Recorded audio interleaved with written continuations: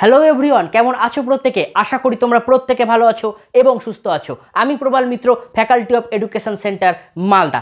আজকে কিন্তু তোমাদের খুবই গুরুত্বপূর্ণ একটি ক্লাস, সেটা হলো তোমাদের দ্বাদশ শ্রেণীর রাষ্ট্রবিজ্ঞানের প্রথম অধ্যায়ের একটা প্রশ্ন প্রতি বছর বা প্রতি 2 বছর থেকে 1 বছর অন্তর অন্তর কিন্তু ঘুরে ফিরে পরীক্ষাতে আসে। তো ভাই বোনেরা আমাকে রিকোয়েস্ট করছিল, স্যার এই টপিকের উপর একটা যদি ক্লাস হয় তাহলে খুব ভালো হয়। আমরা অপেক্ষা করছি এই টপিকের প্রশ্নটা, শুনেছি নাকি প্রতিবার নাকি ঘুরে ফিরে আসে। আমি বললাম একদম ঠিক বলেছো, তোমরা একদমই কোনো মিথ্যা কথা বলোনি, কারণ এই টপিকটা কিন্তু 2-1 বছর অন্তর অন্তর ঘুরে ফিরে আসে।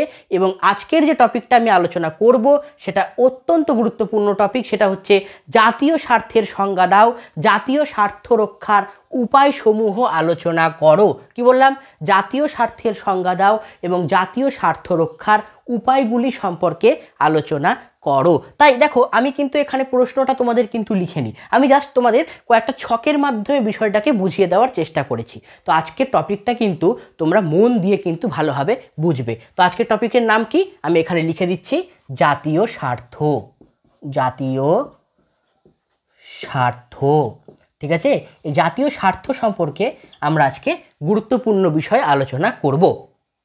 তো এই জাতীয় স্বার্থ বিষয়টা কি মনে রাখবে, জাতীয় কথার অর্থ হচ্ছে দেশ, আর স্বার্থ কথার অর্থ হচ্ছে উপকারী বা মঙ্গলদায়ক। অর্থাৎ যে জিনিসটা নিজের দেশের পক্ষে উপকারী বা মঙ্গলদায়ক তাকে বলা হচ্ছে জাতীয় স্বার্থ।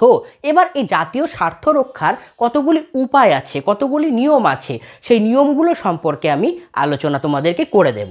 তো তার আগে আমি বলে রাখি, যেটা এই জাতীয় স্বার্থে যাওয়ার আগে তোমাদের আগে কনসেপ্টটাকে একটু বুঝিয়ে দিই। দেখো, প্রথম অধ্যায়ের কনসেপ্ট তোমরা এমনিতেই পেয়ে গেছো, তাই তোমাদের শর্ট করে আমি একটু বুঝিয়ে দেওয়ার চেষ্টা করছি যে আমরা এই চ্যাপ্টারটার নাম কি, আন্তর্জাতিক সম্পর্কের বিবর্তন ও কয়েকটি মৌলিক ধারণা। তাই তো, আন্তর্জাতিক সম্পর্ক মানে ইতিমধ্যেই আমরা কিন্তু প্রত্যেকেই জেনে গেছি।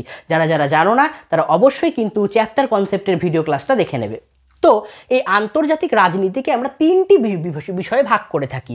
একটা হচ্ছে ক্ষমতা বা শক্তি, একটা হচ্ছে জাতীয় স্বার্থ এবং আরেকটা হচ্ছে বিশ্বায়ন। আজকে আমাদের আলোচনার বিষয় কি, জাতীয় স্বার্থ। তো জাতীয় স্বার্থকেও আমরা কিন্তু 5টা ভাগে ভাগ করে থাকি। কি কি? একটা হচ্ছে কূটনীতি, একটা হচ্ছে জোট গঠন, একটা হচ্ছে প্রচার কার্য, একটা হচ্ছে অর্থনৈতিক সাহায্য এবং লাস্টে যেটা আসছে সেটা হচ্ছে বল প্রয়োগ। এবার তোমাদের প্রশ্ন হতে পারে, স্যার জাতীয় স্বার্থ আজকে বুঝালেন, তাহলে ক্ষমতা বা শক্তি বা বিশ্বায়নের কনসেপ্টটা কোথায় গেল? অবশ্যই তোমাদের এই দুটো কনসেপ্ট কিন্তু অলরেডি ভিডিও ক্লাস চলে এসেছে, অলরেডি এটার উপর কিন্তু ভিডিও ক্লাস এসে গেছে। যারা যারা দেখোনি তারা অবশ্যই কিন্তু চ্যানেল ভিজিট করে অবশ্যই দুটো ক্লাস দেখে নেবে। বিশ্বায়নের উপরে তোমাদের বিশ্বায়নের প্রকৃতি এবং ফলাফল সম্পর্কে ভিডিও এসছে। ক্ষমতা বা শক্তি বলতে গেলে কি বলেছিলাম, জাতীয় শক্তির উপাদানের অপর নাম হচ্ছে ক্ষমতা বা শক্তি, যেটাকে আমি 11টা ভাগে ভাগ করে তোমাদের ইতিমধ্যেই বুঝিয়ে দিয়েছি। ওই টপিকের নোটস তোমাদের বা ওই টপিকের ভিডিও তোমাদের আছে, তোমরা প্রত্যেকেই দেখে নেবে। এবং তার সাথে জাতীয় স্বার্থের আজকে আমরা বিষয় আলোচনা করব।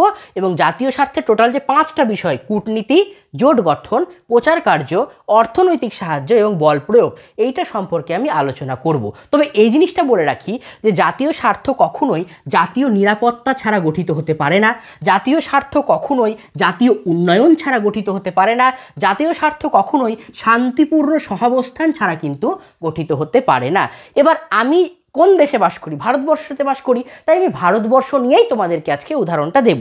তাহলে জাতীয় মানে কি বলেছি? দেশ। দেশ মানে আমার ভারতবর্ষ। আর স্বার্থ মানে উপকারী, তার মানে আমার দেশের পক্ষে কোন কোন জিনিসটা উপকারী, আমাকে নিজের দেশকে রিপ্রেজেন্ট করতে গেলে বা আমাদের দেশকে বিশ্ব দরবারে প্রতিষ্ঠিত করতে গেলে, আমাদের দেশকে একটা বড় পর্যায়ে নিয়ে যেতে গেলে আমাদের জাতীয় স্বার্থ থাকা অত্যন্ত দরকার। অর্থাৎ নিজের কোনটা ভালো, নিজের কোনটা খারাপ, নিজের জন্য কোনটা মঙ্গলদায়ক, নিজের জন্য কোনটা অমঙ্গলদায়ক, এই বিষয়গুলি কিন্তু কনসেপ্ট আমাদের মধ্যে থাকা দরকার। তাই তো? তো সেই জন্য জাতীয় স্বার্থ কিন্তু এই টপিকটার কথা কিন্তু বেশি বলে গেছে। তো জাতীয় স্বার্থ কি? জাতীয় স্বার্থ কিসের উপর নির্ভর করে? জাতীয় উন্নয়ন মানে দেশের উন্নয়ন, জাতীয় নিরাপত্তা মানে দেশের নিরাপত্তা, আর শান্তিপূর্ণ সহাবস্থান। আমরা প্রত্যেকটা দেশ চাই শান্তিপূর্ণভাবে বসবাস করতে, আমরা প্রত্যেকটা দেশ চাই পরস্পর দেশের সাথে যেন শান্তিপূর্ণ সহাবস্থান লক্ষ্য করা যায়। আর এই শান্তিপূর্ণ সহাবস্থান লক্ষ্য করা যায় বলেই তো আমরা আন্তর্জাতিক সম্পর্কের মধ্যে আছি। আর এই আন্তর্জাতিক সম্পর্ক আছে বলেই তার একটা ছোট কনসেপ্ট পড়ছি আমরা, জাতীয় স্বার্থ, তাই তো? খুব সোজা টপিক। তা জাতীয় স্বার্থ কাকে বলে? জাতীয় স্বার্থ বলতে বোঝায় যেখানে জাতীয় নিরাপত্তা থাকবে, জাতীয় স্বার্থ বলতে বোঝায় যেখানে শান্তিপূর্ণ সহাবস্থান থাকবে, এবং জাতীয় স্বার্থ বলতে বোঝায় যেখানে জাতির উন্নয়ন থাকবে। জাতি, ভারতীয়রা যেমন একটা জাতি, তেমনি আমাদের উন্নয়নটাও কিন্তু আমাদের একটা গুরুত্বপূর্ণ ব্যাপার। এবং এগুলো পূরণের জন্য, এই জিনিসগুলোকে পূরণের জন্য, যেমন জাতীয় নিরাপত্তা, জাতীয় উন্নয়ন, শান্তিপূর্ণ সহাবস্থান, এগুলো পূরণের জন্য, অর্থনৈতিক সাহায্য, এই সমস্ত পূরণের জন্য কি হয়, এই সরকার বিভিন্ন ধরনের সক্রিয় ভূমিকা গ্রহণ করে থাকে। তাই সরকার কি কি ভূমিকা গ্রহণ করে থাকে সেগুলোই আমরা 5টা পয়েন্টের মাধ্যমে জানবো তোমাদের সামনে। তো প্রথমে যেটা পয়েন্টস আসছে সেটা হচ্ছে কূটনীতি, দ্বিতীয় পয়েন্ট জোট গঠন, তৃতীয় পয়েন্ট প্রচার কার্য, চতুর্থ পয়েন্ট অর্থনৈতিক সাহায্য, এবং পঞ্চম পয়েন্ট বল প্রয়োগ। তো প্রথমে যে পয়েন্টটা আসছে সেটা হচ্ছে কূটনীতি। তুমি একটা বিষয় দেখো, প্রত্যেকটা দেশেই কিন্তু একটা করে কূটনীতিবিদ কিন্তু সর্বদাই উপস্থিত থাকে। তো এই দেশের কূটনীতিবিদরা কি করে? এই দেশের কূটনীতিবিদরা কোথায় দেশের ভালো, কোন কাজটা করলে দেশের উন্নয়ন হবে, কোন কাজটা করলে দেশ সবার সামনে প্রতিষ্ঠিত হতে পারবে, এই সমস্ত দিকগুলোই আমাদের সামনে তুলে ধরে। তাই জাতীয় স্বার্থের প্রধান কাজ হলো কূটনীতিবিদদের নিয়োগ। এবং এই কূটনীতিবিদরা কী করে? সরকারকে বিদেশ নীতি ক্ষেত্রে, অর্থাৎ আমি যদি অন্য বিদেশে যাই, বা বিদেশে গিয়ে কেমন আচরণ করব, বা বিদেশে গিয়ে আমি যদি কোনো ডিল ফাইনাল করতে যাই, বা বিদেশে গিয়ে কোনো যদি আমি ব্যবসা বাণিজ্য করতে চাই, তাহলে কি কি কাজ করলে আমি সেই দেশটার কাছে বিশ্বাসযোগ্য হয়ে উঠতে পারবো, এবং তার সাথে আমি আলাপ আলোচনার মাধ্যমে একটি সুন্দর একটা গুরুত্বপূর্ণ ভূমিকা পালন করতে পারবো, যে ক্ষেত্রে তারাও আমার প্রতি সন্তুষ্ট হবে, আমিও তার প্রতি সন্তুষ্ট হব। তাই এই সমস্ত কর্মকাণ্ড পরিচালনার জন্য সরকার কি করে? বিভিন্ন ধরনের কূটনীতিবিদদের নিয়োগ করে। আর এই কূটনীতিবিদরা আমাদের দেশের জাতীয় স্বার্থকে কিভাবে সুরক্ষিত করা যায় তার চেষ্টা করেন। এবং সেই কারণে রাষ্ট্রবিজ্ঞানী পামার ও পার্কিন্স এই কূটনীতিবিদদের সম্পর্কে একটি গুরুত্বপূর্ণ বিবরণ কিন্তু আমাদের দিয়ে গেছেন। তো এবার চলে আসবো আমরা নেক্সট পয়েন্টে, সেটা হচ্ছে দেখো জোট গঠন। কি জোট গঠন বিষয়টা কি? তুমি ভাবো যে একটা দেশ কি করে অপর দেশের সাথে যুদ্ধ করতে গেলে, বা একটা দেশ অপর দেশের সাথে লড়াই করতে গেলে সে কি করে? আশেপাশের বিভিন্ন দেশের সাথে সম্পর্ক স্থাপন করে, যে তুই কি আমার সাথে যোগদান করবি, আমার একটা বড় যুদ্ধ আছে, তুমি যদি আমাকে হেল্প করো তাহলে আমিও কিন্তু তোমাকে অন্য কাজে হেল্প করতে পারবো। এই হিসেবে প্রত্যেকটা দেশ তার আশেপাশের দেশগুলোকে নিয়ে জোট গঠন করতে থাকে। আর এই জোট গঠন কেন করতে থাকে? তারা জানে যে এই জোট গঠন করলে বা আশেপাশের সমস্ত দেশের সাথে শক্তি অর্জন করলে আমি কিন্তু ওই দেশের সাথে, অর্থাৎ আমার বিপরীত পক্ষ যে দেশটা আছে সেই দেশের সাথে কিন্তু আমি লড়াই করে আমি কিন্তু আমার শক্তি বা ক্ষমতার প্রদর্শন দেখাতে পারবো। সেখানে কি হবে? আমার এই জাতীয় স্বার্থ রক্ষিত হবে। আমাদের এই জাতীয় স্বার্থ সম্পর্কেও আমরা কিন্তু নিজেদের প্রভাব প্রতিপত্তিকে বৃদ্ধি করতে পারবো। যেমন আমি তোমাদের একটা ছোট্ট উদাহরণ দিয়ে বলে থাকি, দ্বিতীয় বিশ্বযুদ্ধ 1945 সালে শেষ হয়, এবং দ্বিতীয় বিশ্বযুদ্ধের পরবর্তীকালে যখন ঠান্ডা লড়াই শুরু হয়, ঠিক ঠান্ডা লড়াইয়ের সেই সময়কালে ভারতবর্ষ মার্কিন যুক্তরাষ্ট্র এবং সোভিয়েত রাশিয়া এই দুটি শিবিরে বিভক্ত হয়ে যায়। তেমনি মার্কিন যুক্তরাষ্ট্র কি করে? তার আশেপাশের দেশগুলোকে নিয়ে জোট গঠন করে যাতে সে সোভিয়েত রাশিয়ার সাথে যুদ্ধ করতে পারে। অন্যদিকে সোভিয়েত রাশিয়া কি করে? মার্কিন যুক্তরাষ্ট্রের সাথে লড়াই করার জন্য আশেপাশের বিভিন্ন দেশের সাথে নিয়ে জোট গঠন করে, এবং এই জোট গঠনটা করে বলেই কিন্তু বিভিন্ন ধরনের লড়াই ক্ষেত্রে এই জোট গঠনের প্রক্রিয়াটা কিন্তু বিশেষভাবে প্রভাব এবং প্রতিপত্তি বৃদ্ধি পায়। তাই জন্য জাতীয় স্বার্থ রক্ষা করতে গেলে তোমাকে জোট গঠনটা করতেই হবে। জোট গঠন না করলে তোমার জাতীয় স্বার্থ কখনোই সুরক্ষিত হতে পারবে না। তৃতীয় যে পয়েন্টটা আসছে সেটা হচ্ছে প্রচার কার্য। প্রচার কার্যে বলার আগে বলে দিই যে জোসেফ ফ্রাঙ্কেল তার international relation in changing world গ্রন্থে এই বিষয়ে কিন্তু এই জোট গঠন সম্পর্কে কিন্তু একটা গুরুত্বপূর্ণ বিস্তৃত বিবরণ তিনি আমাদেরকে দিয়ে গেছেন। প্রচার কার্য। প্রচার কার্য কি? প্রচার কার্য দরকার হয় পৃথিবীর সমস্ত কাজের ক্ষেত্রে, অর্থাৎ দেশের উন্নয়নের ক্ষেত্রে, দেশের উন্নতির ক্ষেত্রে প্রচার কার্য বিষয়টা কিন্তু সবথেকে বেশি গুরুত্বপূর্ণ ভূমিকা পালন করে থাকে। ধরো আমাদের ভারতবর্ষে কোনো একটা সিনেমা বড় অস্কার পেল, বা ভারতবর্ষের কোনো একটা বড় কোনো ব্যক্তি অলিম্পিকে মেডেল পেল, তাহলে সেই জিনিসটা গোটা বিশ্ব দরবারে আমরা কি করে প্রতিষ্ঠিত করব? গণমাধ্যমের মাধ্যমে। কিসের মাধ্যমে? প্রচার কার্যের মাধ্যমে। আর এই প্রচার কার্যের মাধ্যমে আমরা আমাদের নিজের ট্যালেন্টকে গোটা বিশ্ব দরবারে প্রতিষ্ঠিত করব। আমরা আমাদের নিজের ভালো দিকটাকে গোটা বিশ্ব দরবারের সামনে তুলে ধরতে পারবো যে ভারত এতগুলো সোনা জিতেছে, ভারত এতগুলো ব্রোঞ্জ জিতেছে, ভারত এত মেডেল পেয়েছে। বা সিনেমা ক্ষেত্রে হোক, গানের ক্ষেত্রে হোক, নাচের ক্ষেত্রে হোক, যে কোনো জায়গায় ক্ষেত্রে হোক, যে কোনো প্ল্যাটফর্মের ক্ষেত্রে হোক, শিক্ষা ক্ষেত্রে হোক, চিকিৎসা ক্ষেত্রে হোক, ভারত নিজের পারফরমেন্স কিভাবে দেখাবে? নিজের কাজের মাধ্যমে। এবার নিজের কাজের মাধ্যমে তো দেখাবে, কিন্তু প্রচারটা কি করে হবে? তার জন্য গণমাধ্যমের দরকার হয়। আর এই গণমাধ্যমগুলি প্রচার কার্যের জন্য ছুটে বেড়ায় এবং তারাই কিন্তু আমাদের গোটা বিশ্ব দরবারে আমাদেরকে প্রতিষ্ঠিত করতে পারে। তাই জাতীয় স্বার্থ সুরক্ষিত করতে গেলে প্রচার কার্য কিন্তু একটা গুরুত্বপূর্ণ অবদান। সেই প্রসঙ্গে পল সিবিউরি তার foreign the policy of the United state of America গ্রন্থে এ বিষয়ে বিস্তীর্ণ একটা বিবরণ কিন্তু আমাদেরকে দিয়ে গেছেন। পরের পয়েন্টটা আসছে অর্থনৈতিক সাহায্য। অর্থনৈতিক সাহায্যগুলো কি? তুমি দেখবে যে সমস্ত শক্তিশালী দেশ আছে, সেই সমস্ত শক্তিশালী দেশরা তার থেকে একটু কম শক্তিশালী দেশকে কি করে? ক্যাপচার করার চেষ্টা করে। বিশেষ করে শক্তিশালী দেশরা উন্নয়নশীল দেশগুলোকে বিশেষ করে ক্যাপচার করার চেষ্টা করে। এবার আমাদের প্রশ্ন আসবে যে উন্নয়নশীল দেশ বলতে কোনগুলো দেশকে বোঝানো হয়েছে? উন্নয়নশীল দেশ বলতে সেই সমস্ত দেশকে বোঝানো হয়েছে যে সমস্ত দেশগুলি এতদিন ব্রিটিশদের আন্ডারে ছিল, যে সমস্ত দেশগুলি এতদিন ব্রিটিশদের কথাকে মেনে মেনে চলছিল, অর্থাৎ ব্রিটিশদের থেকে সদ্য স্বাধীনতা প্রাপ্ত দেশগুলোকে বলা হয় উন্নয়নশীল দেশ। এবং এই দেশগুলোকে তৃতীয় বিশ্বের দেশ বলেও আমরা বলে থাকি। যেমন শ্রীলঙ্কা, ভারত, পাকিস্তান, এই ধরনের দেশগুলো হচ্ছে তৃতীয় বিশ্বের দেশ। ছোট্ট একটা উদাহরণ হিসেবে আমি বলে থাকি যে চীন এশিয়াতে নিজের বাজার তৈরির জন্য পাকিস্তানকে পরমাণু দিয়ে সাহায্য করেছিল। এর ফলে কি হলো?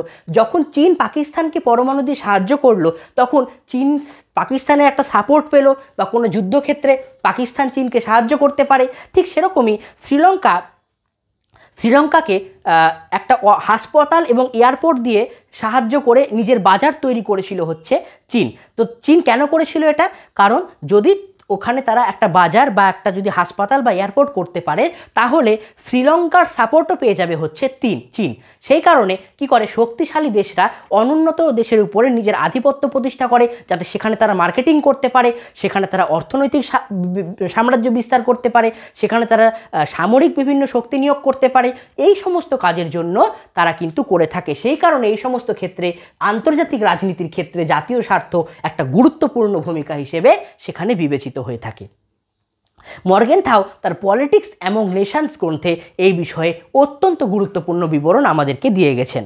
পরবর্তী পয়েন্টে আসছি বল প্রয়োগ। বল প্রয়োগ বিষয়টা কি? এটা আমাকে ভালো করে জেনে নিতে হয়। মনে রাখবে, শক্তিশালী দেশগুলি সর্বদাই দুর্বল দেশের উপরে বল প্রয়োগ করে থাকে। কারণ বল প্রয়োগ যদি তারা নাও করে, নিজেদের শক্তি এবং ভীতি প্রদর্শন কিন্তু বল প্রয়োগের একটা মাধ্যম হিসেবেও কিন্তু বিবেচিত হয়। যেমন 1965 সালে কাশ্মীর দখলের জন্য পাকিস্তান কি করেছিল? কাশ্মীর আক্রমণ করেছিল। কেন করেছিল? নিজেদের সাম্রাজ্যকে বিস্তার করার জন্য, নিজেদের শক্তি দেখানোর জন্য, নিজেদের প্রভাব প্রতিপত্তি বৃদ্ধির জন্য। ঠিক সেরকমই মধ্যপ্রাচ্যের খনিজ তেল বিক্রয় করতে মার্কিন যুক্তরাষ্ট্র ইরাক আক্রমণ করেছিল, যাতে মার্কিন যুক্তরাষ্ট্র ইরাক সেজন্যই আক্রমণ করেছিল যাতে মধ্যপ্রাচ্যের খনিজ তেলটা আমেরিকার আন্ডারে চলে আসে। সেই কারণে দেখবে উচ্চবিত্ত শক্তিশালী দেশগুলি সর্বদা দুর্বল দেশের উপরে আধিপত্য স্থাপন করে, এবং যেটার মূল কারণ হচ্ছে বল প্রয়োগ।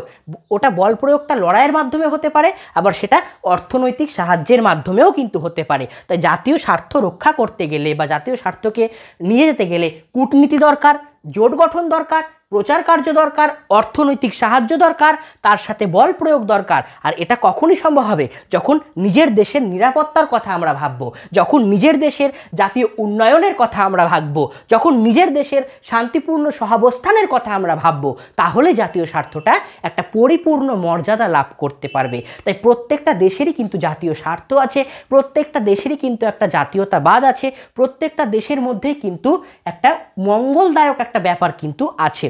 সেই কারণে আন্তর্জাতিক রাজনীতিতে যেমন ক্ষমতা বা জাতীয় শক্তি বা জাতীয় স্বার্থ বিশ্বায়নের যেমন ভূমিকা আছে, ঠিক সেরকমই জাতীয় স্বার্থের এই 5টা পয়েন্টস যদি না থাকে বা এই 5টা গুরুত্বপূর্ণ বিষয় যদি না থাকে, তাহলে একটা দেশ কখনো আন্তর্জাতিক রাজনীতিতে গুরুত্বপূর্ণ স্থান বা লাভ করতে পারে না।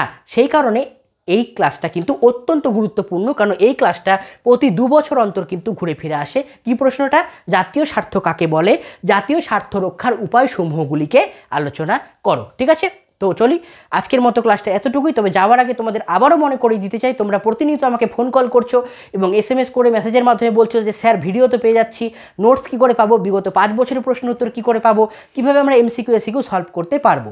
আমি তোমাদের আগেও বলেছি, এখনও বলছি, এ বিষয়ে তোমাদের চিন্তা করার কোনো কারণ নেই, কারণ আমাদের এই ভিডিও ডেসক্রিপশান বক্সে একটি হোয়াটসঅ্যাপ গ্রুপ আছে, সেই গ্রুপে তোমরা যুক্ত হয়ে যেতে পারো।